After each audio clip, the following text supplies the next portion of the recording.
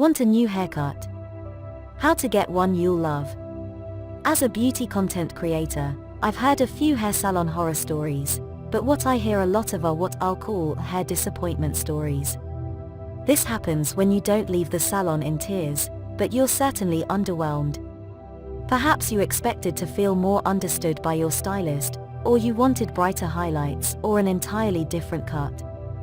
Most of the time, the problem is in communication.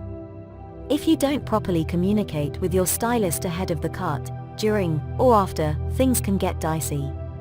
Here's how to ensure you leave the salon with a haircut you don't hate. Choosing the right cut or color.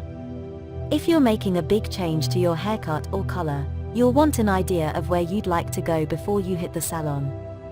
After all, you risk major disappointment if you sit down and tell your stylist, "Cut it all off," or "Make me blonde." The best haircut for you will work with your natural hair texture while flattering your face shape. I always recommend perusing magazines and sites for hairstyles you like that seem to match your hair texture. You should also consider your personality and the upkeep involved in a new do. Pick the right stylist. The right stylist is key to a great hairstyle or color. If you already have a great stylist, skip this section. If you haven't, read on. I find the very best way to find a good stylist is to ask someone with great hair who their stylist is. If I see someone with a great haircut or color, I won't hesitate to ask. My friends do the same, and we're all happy with our various stylists. Until we aren't, and we find someone new. This isn't a hard and fast rule, but I believe if you have curly hair, you'll get the best results from someone who specializes in curly hair. In fact, in big cities, there are salons dedicated to curly hair, like Devacurl in New York. Call ahead to a large salon and ask for someone who specializes in curls or at least cuts a lot of curly hair. Keep in mind that a stylist with curly hair will know exactly where you're coming from.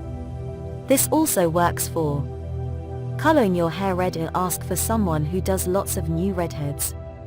Getting a short hairstyle. Aim for the salons or hairstylists known for this. Getting hair straightened. You want someone who specializes in these treatments, so they'll make sure to choose the healthiest, least damaging route for you. Getting a perm. You want someone who does a lot of them. Schedule a consultation. You should always sit down for a chat with a new stylist before a cut or color.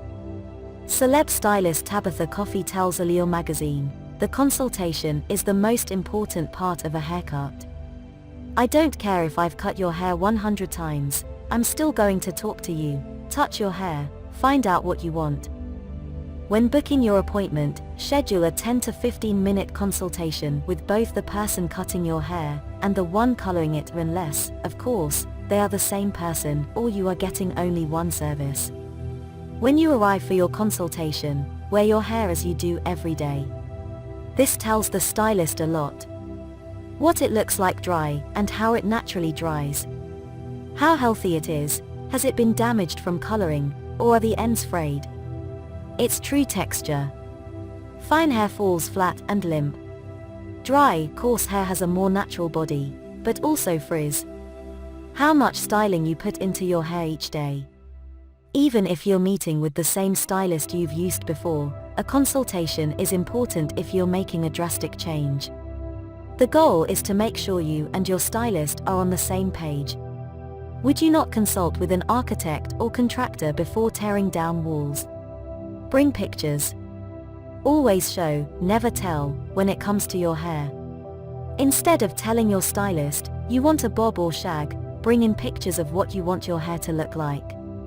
As for color, never rely on salon speak. Ash blonde to your stylist may mean butter blonde to you. Show a picture of what you like, and it might be useful to also bring along a picture showing what you don't want. Prepare questions and listen to your stylist. If you write down questions before the cut, you won't forget them during the consultation. What type of color best suits me? Do you think my hair can look like this picture of Cameron Diaz with short hair? How long will this haircut take me to style in the morning? If you sense your stylist isn't listening or isn't giving you his or her full attention during the consultation, politely repeat yourself until you're sure you've been heard. What if your stylist doesn't agree with you? There you are, photo in hand, and your stylist tells you they can't make you look like the person in the photo. What do? It matters.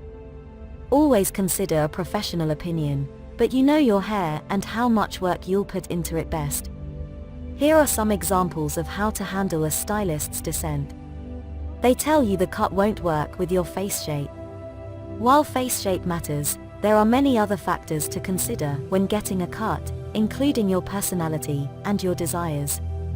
Thank them for their professional opinion, and then say, "But I really want to try this, and I trust you to do it.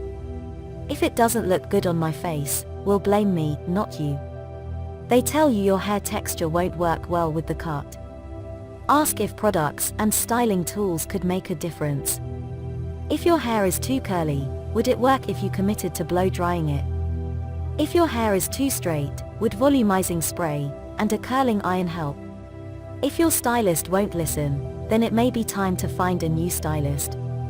But keep in mind, a stylist is a skilled professional and is trained to know what they can do and what would work best for a client. Show with your hands. One of the most common disappointments I hear about from those with hair horror stories is when stylists take off far more than you'd discussed. When it comes to length, stylists tell me it's better to show it rather than say it. Instead of saying you want 3 inches off, actually, take your hand and demonstrate exactly where you'd like your stylist to cut. Also, don't be afraid to speak up during your haircut if you feel it's too long or even too short. Think before saying, "Do whatever you want."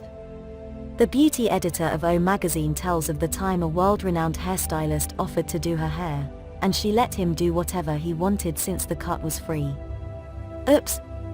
She ended up with a cut she hated, and that took months to grow out. If you trust your stylist 100%, you can give your hair completely over to him or her to work their magic. But it's rarely a good idea. After all, you don't want to be the practice mannequin for a new look the stylist is dying to try out. Be honest with your stylist.